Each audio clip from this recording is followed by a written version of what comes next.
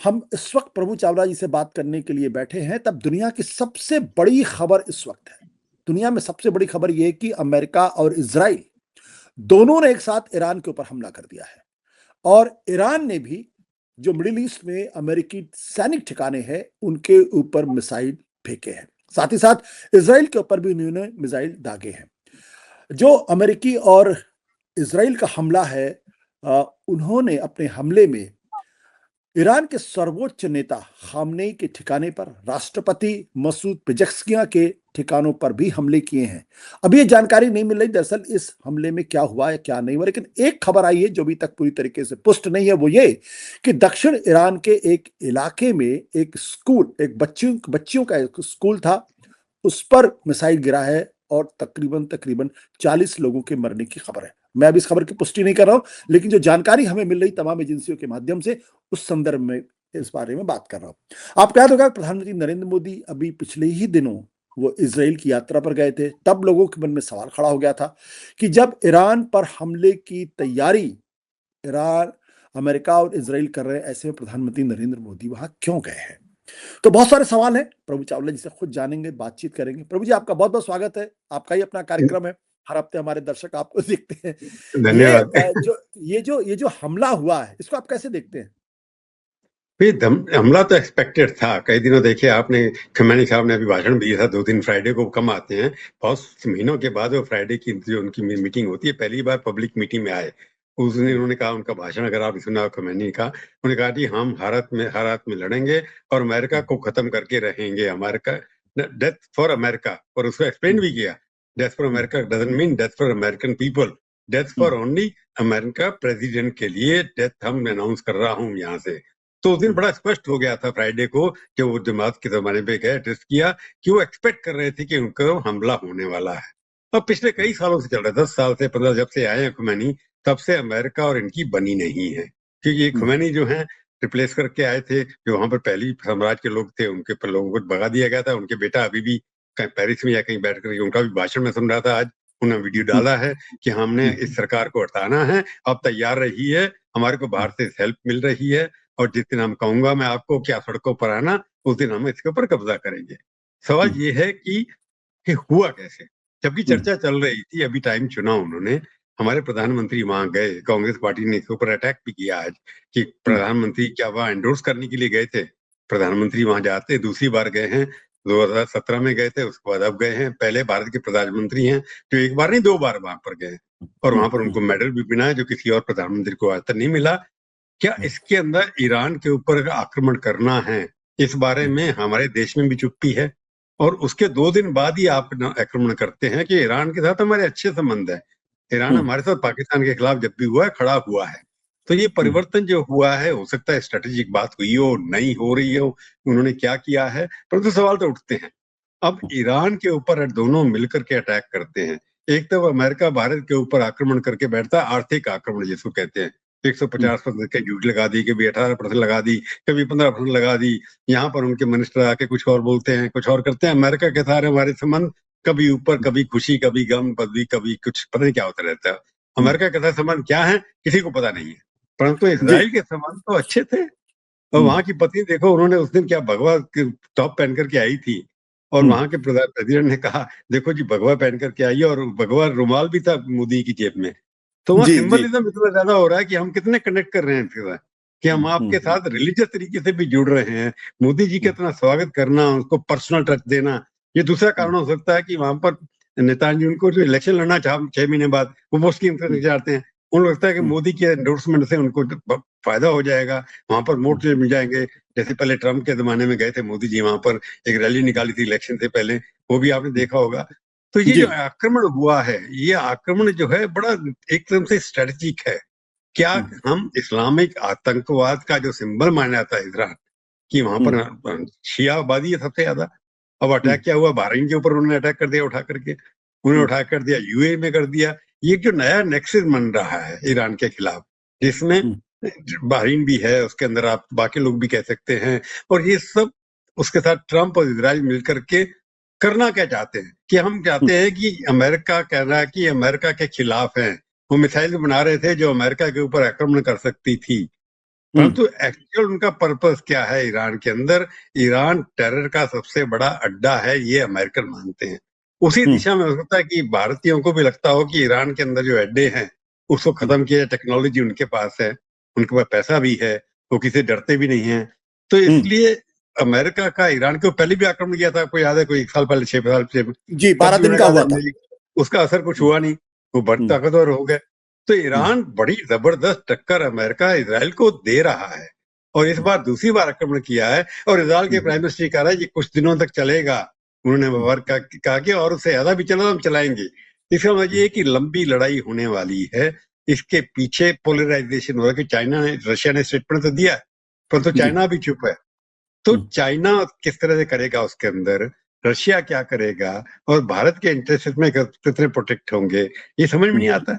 परंतु हमला करना प्राइम मिनिस्टर के विजिट के बाद रोक के रखना तब तक, इसके अंदर लगता है कि ना कहीं बड़ी ग्लोबल स्ट्रेटजी बन रही है, जिसके ऊपर अभी कार्रवाई जो हो रही है उसका रिजल्ट क्या आने वाला है, ये थोड़ा जब कंक्लूड होगा वार तब पता लगेगा। क्या आपको लगता है कि ईरान, अमेरिका और इजराइल दोनों के हमलों का सामना कर सकता है? क्योंकि ईरान के अंदर इस वक्त एक जन आक्रोश लगातार बढ़ रहा है, वहां की अर्थव्यवस्था की स्थिति बहुत खराब है, वहां की करेंसी जो है बहुत तेजी के साथ नीचे जा रही है। ऐसे में इजराइल और अमेरिका दोनों एक साथ अगर अटैक कर रहे हैं, तो क्या ईरान संभल पाएगा? ईरान इसको हैंडल कर पाएगा? देखो, ईरान जब गए थे खुमैनी साहब, जब तब का ईरान और अब के ईरान में बड़ा फर्क है। तब इसलिए गए थे कि वहां की पहले भी जो सरकार थी वो वहां पर आतंक बनाई हुई थी, करप्शन थी, याशी बनी हुई थी। मैं भी तिरान होकर, यार ब्यूटीफुल सिटी है यार इसका, यहाँ पर बड़े प्रोग्रेसिव लोग कितने रहते हैं सारे के सारे। जब उनकी यूनिवर्सिटीज हैं, बाकी हिस्ट्री देखेंगे, कल्चरली बड़ा रिच कंट्री है वो जाकर के। उसके अंदर जब हटाए गए, जिस वादे पर हटाया गया, वहां पर आपने बच्चियों को स्कूल जाना बंद कर दिया, पढ़ाना बंद कर दिया, अत्याचार करने शुरू कर दिया, महंगाई आपने जैसे कहा हो रहा है। तो उसका फायदा अमेरिका उठा रहा है, क्योंकि न्यूक्लियर के ऊपर आप खर्चा कर रहे हैं। अपने उनके जो आपने देखा होगा, कल जो भाषण परसों कर रहे थे, उस तरह अंदर जिस तरह के लोग अटेंड कर रहे थे, सबने बढ़िया सूट पहन रखे थे, टाइयां बांध रखी थी, और नारे लगा रहे थे ऐसे जो करके। तो एक आर्थिक ब्रेकडाउन तो वहां पर हुआ है, क्योंकि सैंक्शन की वजह से अमेरिका के साथ अगर सैंक्शन उन्होंने लगा दिए तो ईरान का अंतरराष्ट्रीय जो कनेक्शन है बहुत कम हो गया। फॉरेन करेंसी उनके पास है नहीं, कौन उनको सपोर्ट कर रहा है, कैसे कर रहा है, जिंदा कैसे है, वो समझ नहीं आता। तो आपकी बात ठीक है, इसी का फायदा अमेरिका ने उठाकर कि वहां पर असंतोष है, इसलिए हम इसको पलटने का, ताकत करने का, रिजीम चेंज करने का जो भी कहा ट्रंप ने, हम वहां की सरकार को बदलना चाहते हैं। इजराइल ने भी कहा कि हम सरकार को बदलना चाहते हैं। तो शाह को पहले जो रिजीम है उसको रिस्टोर करना चाहते हैं, परंतु ताकत अभी भी उसके अंदर है। हालांकि तेहरान ने अनाउंस किया कि तेहरान को खाली कर दो। इसका मतलब वो एक्सपेक्ट कर रहे हैं कि बहुत बड़ा हमला होने वाला है। ये आर पार की लड़ाई होगी या थर्ड वर्ल्ड में कन्वर्ट होगी, मेरे को इसके ऊपर डाउट है। थर्ड वर्ल्ड में होगी कि किसी का इंटरेस्ट नहीं है ईरान को बचाने में, परंतु अमेरिका स्ट्रांग होगा, इजराइल स्ट्रांग होगा, इसके ऊपर कुछ परेशानियां लोगों को हो सकती है। परंतु एक ऐसा स्टेट बन गया ईरान जहां पर उससे खतरा, कोई कम्युनिकेशन नहीं है, किसी बात की वहां पर कुछ नहीं है, ह्यूमन राइट्स नाम की चीज नहीं है। तो ईरान के ऊपर अगर ट्रैक करके आप एक कट्टर इस्लामी स्टेट को कुचल सकते हैं, तो बाकी देशों के लिए भी एक मैसेज देने की बात जा सकती है। ये इंटरनेशनल लेवल का स्ट्रेटेजी हो सकती है। बिल्कुल। बट प्रभु, एक बात बताइए कि इससे ग्लोबल लेवल पे क्या असर पड़ेगा? क्योंकि ईरान ऑयल का एक्सपोर्टर भी है, और जो स्ट्रेट ऑफ हार्मुज है, जहां पे कि 25 से 30% तक का जो ग्लोबल ऑयल का जो ट्रांसपोर्टेशन वहां से होता है, ईरान धमकी दे रहा है कि हम उस स्ट्रेट ऑफ हार्मुज को जो है वो हम बंद कर देंगे। अगर वैसा हुआ तो भारत पे क्या असर पड़ेगा, और अंतर्राष्ट्रीय स्तर पर क्या फर्क पड़ेगा, जो एनर्जी सिक्योरिटी की बात की जाती है उस पर? नहीं, भारत ने देखे ना, अभी देखा होगा, अलग उन्होंने अल्टरनेटिव सोर्स से भी निकाल दी। इस जो स्टेट की बात कर रहे हैं आप, जिस रास्ते की, उससे शायद लगता है जब से रशिया से इन्होंने बंद किया है, वहां से सस्ता जो है उससे कम होना तेज शुरू है। वेनेजुएला से ज्यादा लेना शुरू कर दिया, देख लिया, वहां से अनाउंस भी कर दिया उन्होंने। तो उन्हें सोर्स अपने डाइवर्सिफाई कर दिए हैं। मेरे को लगता है उसका असर ज्यादा इंडिया के ऊपर तेल का मामले का नहीं होगा ना, अमेरिका के ऊपर। अमेरिका ने पूरा कब्जा कर लिया वेनेजुएला के जगह पर, वहां पर 10% तेल है, सारे वर्ल्ड ग्लोबल का सबसे ज्यादा तेल वहां पर है। और तेल के ऊपर डिपेंडेंस पहले भी थोड़ी सी कम होती चली जाती है, बाकी उसके बाद एक ही बात है। परंतु इंटरनेशनल इकोनॉमिक स्टेबिलिटी, तो मार्केट गिरेंगी, जैसे इंडिया के अंदर मार्केट जरूर गिरेगी, इसका असर इंडिया के ऊपर सबसे ज्यादा होने वाला है। और मार्केट वैसे पिछले 1 साल से बहुत गिरती चली जा रही है, क्योंकि जो टैरिफ हो रहा है, कभी कुछ हो रहा है। तो इसका ग्लोबल इम्प्लीकेशन, मैंने पहले कहा कि इकोनॉमिक्स का काम होगा, पर स्ट्रेटेजिकली ये होगा कि अरब देश जैसे बट गया, मुस्लिम देश एक तरफ पूरे के सारे, अब इनके साथ कौन खड़ा है, ईरान के साथ अभी समझ नहीं आ रहा कौन खड़ा होगा। हो सकता है इसके बारे में बात हो रहा है कि इजिप्ट खड़ा हो सकता है या इनके साथ, या दूसरा खड़ा एर्दोगान खड़े हो सकते हैं, पर अभी तक पाकिस्तान तो है ही। पाकिस्तान की बात है, पाकिस्तान के बीच में अफगानिस्तान आ जाता है खड़ा होकर के। तो पाकिस्तान शिया नहीं है, वो सुन्नी प्रदेश है, ये शिया प्रदेश है, अपने अपनी उनकी लिमिटेशन होती हैं। तो मेरे को लगता है कि आइसोलेशन ईरान का इतना हो गया है, अगर चाइना डायरेक्ट इसके अंदर नहीं कूदता या रशिया नहीं कूदता, तो मेरे को लगता है कि ईरान का असर कुछ ज्यादा पड़ने वाला नहीं है, ज्यादा असर पड़ने वाला। भारत कैसे इसको देखे, क्योंकि भारत के लिए ये कि ईरान कई बार, क्योंकि ईरान का पहले मुस्लिम देशों के जो था ना, ऑयल प्रोड्यूसिंग कंपनी का एक उनका ऑर्गेनाइजेशन बना हुआ था। एक बार मेरे को याद है, नरसिम्हा राव जब चीफ प्राइम मिनिस्टर थे, तब उस वक्त क्राइसिस हुआ था कि इंडिया के ऊपर बैन लगने वाला था। तो दिनेश सिंह वहां पर उस वक्त एक्सटर्नल अफेयर मिनिस्टर थे, वो स्पेशली हॉस्पिटल में थे। नरसिम्हा राव ने भेजा ईरान के अंदर कि ओआईसी में कोई रेजोल्यूशन इंडिया के खिलाफ नहीं पास होना चाहिए, नहीं तो कश्मीर का इश्यू वहां चला जाएगा। तो ईरान ने हमारी मदद की थी उस वक्त। ईरान हमारे लिए मुस्लिम कंट्री के अंदर उनकी आवाज चलती है, इसलिए वो थोड़ा हमारे लिए इम्पोर्टेंट था, तो स्ट्रेटेजिकली भी हमारे इम्पोर्टेंट है। इसलिए ईरान के वहां पर हालत बिगड़ते हैं तो हमारे ऊपर असर हो सकता है, कि पाकिस्तान को वीक तो होगा इससे। ये तो है कि पाकिस्तान ईरान के अंदर संबंध है, पर ईरान ने अपना हाइफिनेटेड रिलेशनशिप नहीं रखा। वो पाकिस्तान से अलग से डील करते हैं। ईरान, इंडिया पाकिस्तान के साथ, इंडिया के साथ उनके अलग रिलेशन है, तो इंडिया के साथ अच्छे रिलेशन रहे हैं। परंतु इस बार स्टैंड हमारा लगता है कि हमने ईरान के खिलाफ ले लिया, सोच समझ कर लिया होगा कि आर्थिक दृष्टि से कोई हमारा उनके साथ बिजनेस ज्यादा नहीं है। तेल जरूर आता होगा थोड़ा बहुत, पर उसके बाद जब से अमेरिकन बैन लगे, वहां से लाना भी बंद हो गया था। तो मेरे को लगता है कि इंडिया के ऊपर सिर्फ आप देखें मुस्लिम एंगल से, डोमेस्टिक पॉलिटिक्स के ऊपर क्या फर्क पड़ेगा, उसका असेसमेंट हम कर सकते हैं। कि लोगों को लगेगा कि इजराइल के साथ हिंदुस्तान के मुसलमान अपने आप को एसोसिएट नहीं करते, बाकी अरब लोग करते हैं, नहीं करते, उनके यहाँ पे फर्क नहीं पड़ता वोटों के ऊपर, क्योंकि वहां कोई डेमोक्रेसी ज्यादा है नहीं। जितने भी 31, 32 इस्लामिक कंट्रीज हैं, बहुत सारी डिक्टेटरशिप हैं या मोनार्कीज हैं, वहां पर मुस्लिम वोट दे नहीं दे कोई फर्क नहीं पड़ता। पर भारतवर्ष का मुस्लिम जो है इजराइल के साथ खिलाफ है एकदम। तो अगर आप इजराइल के साथ खड़े होंगे, और वैसे भी इंप्रेशन जाता है इंडिया के अंदर मुस्लिम्स का कि बीजेपी सरकार जो है मुस्लिम के विरोधी है, तो इजराइल के साथ खड़े होना और उसके बाद ईरान के ऊपर अटैक होना, इसके पॉलिटिकल इम्प्लीकेशन वेस्ट बंगाल में या आसाम में हो सकते हैं। बिल्कुल, आपने कहा कि इसके इम्प्लीकेशन वहां पे हो सकते हैं, लेकिन जो इजराइल का एंगल है, जो बीजेपी का इजराइल एंगल, इसको आप किस नजर से देखते हैं? क्योंकि लोगों को इस बात की हैरानी हुई कि भाई जब ईरान पे हमला होने वाला है, उस वक्त प्रधानमंत्री नरेंद्र मोदी जी इजराइल जा रहे हैं और उसके 2 दिन के बाद वहां पे हमला हो जा रहा, तो क्या, और वो पहले प्रधानमंत्री हैं जो इजराइल गए, उसके पहले कोई प्रधानमंत्री इजराइल नहीं गया। 1992 में 1948 में इजराइल बना, लेकिन 1992 में हमने पहली बार उनसे अपना डिप्लोमेटिक रिलेशनशिप स्टैब्लिश की। तो बीजेपी का या प्रधानमंत्री नरेंद्र मोदी का क्या कोई ऑब्सेशन है इजराइल को लेकर? देखिए, आपने मोदी की भाषण सुना, उन्होंने कहा जिस दिन में पैदा हुआ था तो इजराइल का रिकॉग्निशन हुआ था, उनकी डेट का एक्चुअल रिकॉग्निशन ऑफिशियली तो तभी हुआ था जब वो नरसिम्हा राव जब प्रधानमंत्री थे।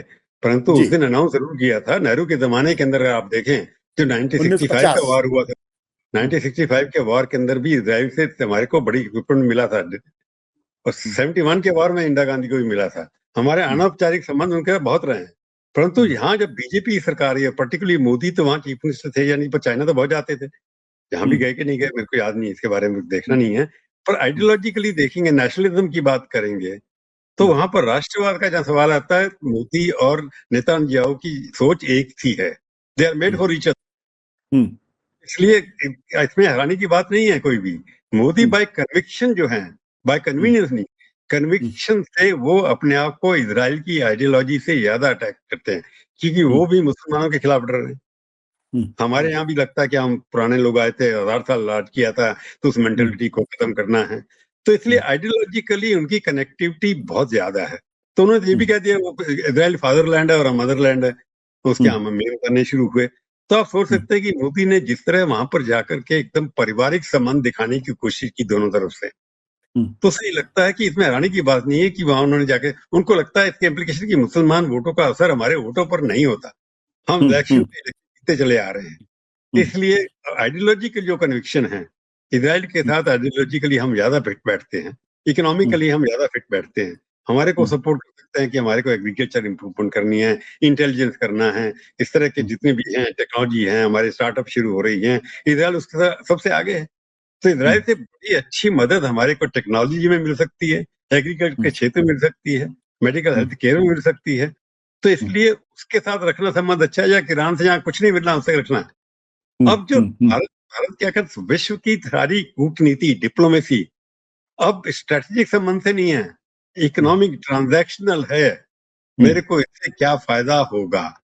और यहाँ इसराइल में तो आइडियोलॉजिकल कन्विक्शन भी है और इकोनॉमिक कन्विक्शन भी है, दोनों का फायदा हो रहा है। तो मोदी तो वैसे गुज्जू है, वो कहते हैं मैं गुज्जू हूँ। बिल्कुल, उनको गुज्जू दोनों माने फायदा गुजराती। हाँ, गुज्जू माने गुजराती यानी प्रॉफिट। एक तरीके से उनका जो माइंडसेट है उसी ट्रांजैक्शन जो प्रभु जी ने इशारा किया, और ग्लोबल पॉलिटिक्स भी ट्रांजैक्शन हो गई। बट क्या आपको लगता है कि इजराइल के माध्यम से या नेतन्याहू के माध्यम से जो ट्रंप की नाराजगी है, क्या उसको दूर करने में मदद मिल सकती है? नहीं, ट्रंप और दोनों ने मिलकर फैसला किया होगा ना अटैक करना है। जब तक मोदी वहां थे तब तक अटैक नहीं हुआ। तो ट्रंप का टाइम फ्रेम पर जो था, उसके बाद वो अपने घर वहां पर बैठे हैं जहाँ उनका गोल्फ कोर्स है, वहां से अटैक करवा रहे हैं सबके सब। तो ये सकता है कि क्योंकि नेतन्याहू जो है उसका चुनाव है, आप ये मत कर समझिए, चुनाव के अंदर उसको जीत दिखानी है कि उसके खिलाफ डोमेस्टिक बहुत है वहां पर। देखा था ऑपोजिशन वॉकआउट कर गई उस दिन, हालांकि उसकी इंटरप्रिटेशन अलग है, पर वो प्रोटेस्ट जो था ऑपोजिशन का, वो प्रधानमंत्री वहां के ज्यादा था, हमारे प्रधानमंत्री के खिलाफ कम था। क्योंकि उनको लगता था कि ये वॉर, और वहां पर रिएक्शन भी हो रहे हैं कि वॉर क्यों करा रहे हो, किसकी परमिशन है, क्या है। ट्रंप के ऊपर भी क्वेश्चन उठ रहे हैं, नेतन्याहू के भी उठ रहे हैं। नेतन्याहू इस के जैसे हमारे ऑपरेशन सिंदूर का फायदा भी हो सकता था, या उससे पहले कारगिल का फायदा हुआ, उसके बाद आपने देखा होगा पिछली बार 2024 से पहले जो लेके हुआ उसका फायदा हुआ। तो इस तरह से अगर नेतन्याहू ईरान को कहीं बर्बाद करने में सफल हो जाते हैं, इसके पॉलिटिकल इम्प्लीकेशन वहां के स्टेट के लिए बहुत है, इजराइल के लिए। नेतन्याहू दोबारा से इलेक्शन जीत सकते हैं बड़ी मात्रा में। इलेक्शन वहां पर 3 साल नहीं हुआ, अभी तो रुका हुआ है वहां पर, और ट्रंप भी वहां पर 3 साल, अभी तो 3 साल है उनके पास। तो उसके अंदर जो ग्लोबल पॉलिटिक्स बनने वाली है, अगर नेतन्याहू स्ट्रांग होते हैं और वो ईरान को खत्म करते हैं, तो अरब पॉलिटिक्स के अंदर भी नेतन्याहू इजराइल के बाकी अरब देशों से अच्छे संबंध है, कि उनको सबको इकोनॉमिक्स दिखाई देती है। कि वहां पर देख रहे हैं कि बाकी जितने प्रोग्रेस, दुबई के अंदर जाइए आप, अबू धाबी जाइए, बहरीन जाइए, वो ऐसा लगता है जैसे न्यूयॉर्क में आ गए आप, कहीं ऐसे पाश्चात्य देश के अंदर आ गए। वहां पर आप भी गए हैं, मैं भी गया हूँ। तो लगता है कि वहां का कल्चरल डोमिनेशन तो कल्चरल इस्लामिक है, परंतु इकोनॉमिकली वो ग्लोबल मार्केट बनती चली जा रही है। तो सारा का सारा सोचना जो है, सिवाय पाकिस्तान के या छोटे मोटे और इस्लामिक कंट्री हैं, आप देखिए किर्गिस्तान देखिए, आप लोग यहाँ से बाकू जाते हैं, क्या वहां पर डांस होते हैं, क्या हर चीज की सुविधाएं वहां पर उपलब्ध हैं। जितने भी मुस्लिम कंट्री बने थे रशिया के, वो सारे के सारे इतने डेवलप हो गए, इतने मॉडर्न हैं कि मुस्लिम नाम की चीज तो सिंबॉलिक है। आप जाइए, नमाज पढ़िए, बाकी सारे के सारे वेस्टर्न है। ईरान ही एक ऐसी जगह है जहां पर काले बुरके दिखाई देते हैं, बाकू में नहीं दिखाई देते आपको, बाकी मुस्लिम कंट्री में नहीं दिखाई देते। तो लिबरल, जैसे सऊदी अरेबिया लिबरल होता जाता है, वहां की गाड़ियों को गाड़ियां चलाने की परमिशन दे दी उन्होंने, अब इलेक्शन लड़ने की परमिशन भी दे दी लोगों को। तो विमेन को वहां प्रोग्रेसिव किया जाता है। तो इसलिए मैं कह रहा हूँ कि इजराइल की अगर ये सक्सेस होती है, ट्रंप और इजराइल मिल करके, हालांकि ट्रंप कहते हैं मैंने तो 50 वॉर रुकवा दिए, अब ये वॉर कर रहे हैं। तो वो दूध खुद ही के कर रहा है। दूध, शांति के दूध जो हैं वो अब युद्ध के सिपाही बन गए हैं, तो दूसरी बात है। परंतु इसके अंदर देखना ये है कि अगर इस परिणाम ये लगता है कि ईरान को आप डी न्यूक्लियराइज कर लेते हैं, उनके न्यूक्लियर इंस्टॉलेशन को खत्म कर देते हैं, और उसके बाद वहां रिजीम चेंज करा देते हैं, ये अपने आप में ग्लोबल बहुत बड़ा सिंबॉलिक विक्ट्री होगी दोनों के लिए। प्रभु, आपसे आखिरी सवाल। प्रधानमंत्री नरेंद्र मोदी जी पिछले दिनों बहुत कोशिशें उन्होंने की, कई जगह गए, वो मिडिल ईस्ट के अंदर तमाम मुस्लिम कंट्रीज के साथ उन्होंने मुलाकात की, अपने रिश्ते बेहतर करने की कोशिश की। क्या आपको लगता है कि आज की तारीख में अगर भारत पूरी तरीके से खुल के इसराइल के साथ आ रहा है और ईरान के पक्ष में अगर नहीं खड़ा होता है, तो मुस्लिम कंट्रीज जो है वो मुस्लिम आइडेंटिटी के सवाल को लेके क्या भारत से थोड़ा डिस्टेंस मेंटेन कर सकती है? क्योंकि उनके लिए इसराइल को सपोर्ट करना ओपनली थोड़ा सा मुश्किल काम है जो तमाम मुस्लिम कंट्रीज है। देखिए, मैं अभी तो आपको बता रहा था कि अब Muslim country as a Muslim identity के ऊपर यूनाइटेड नहीं है। जैसा बहरीन है, उसको अटैक किया ईरान ने, यूएई पे अटैक किया जहां पर अमेरिकन अड्डे हैं। तो ईरान ने तो मुस्लिम कंट्रीज के ऊपर अटैक कर दिया ना। अब ट्रांजैक्शनल रिलेशनशिप हो रही है, अमेरिका के संबंध जो हैं वो मुस्लिम कंट्रीज के साथ बहुत इकोनॉमिक हैं, और डेवलपमेंट जो मुस्लिम कंट्रीज के अंदर इन्वेस्टमेंट हो रही है, बड़े बड़े मल्टी स्टोरी बिल्डिंग बन रही है, बड़े बड़े हवाई जहाज बेचे जा रहे हैं, सारा का सारा अमेरिका से आ रहा है। जितना भी वहां पर सप्लाई चेन है, जितनी भी टेक्नोलॉजी है, जितने भी मॉडर्न उनके पोर्ट्स हैं, मॉडर्न एयरपोर्ट्स हैं, उनके घर हैं, जितने भी देखें होटल हैं, टूरिस्ट हैं, दुबई के अंदर इतना टूरिस्ट जाता है वेस्टर्न जो कहीं से नहीं जाता। तो इसलिए जो कह रहे हैं कि रिलीजन के नाम पर उनकी आइडेंटिटी जो आज से 20-25 साल पहले थी, वो आर्थिक कारणों की वजह से वो डिसइंटीग्रेटेड होती चली जा रही है। वो भी उनको भी लगता है कि वहां पर उनके कंट्रीज के अंदर, मुस्लिम कंट्रीज के अंदर थोड़ा सा मॉडर्नाइजेशन आना चाहिए, नहीं तो वहां पर तख्ता पलट सकता है, क्योंकि धीरे धीरे पढ़े लिखे लोग जाकर के। तो इसलिए परिवर्तन अगर आ रहा है तो मुस्लिम लीगों को अभी भी किसी कंट्री ने, हमारे को मुस्लिम देशों ने सबसे ज्यादा सपोर्ट किया।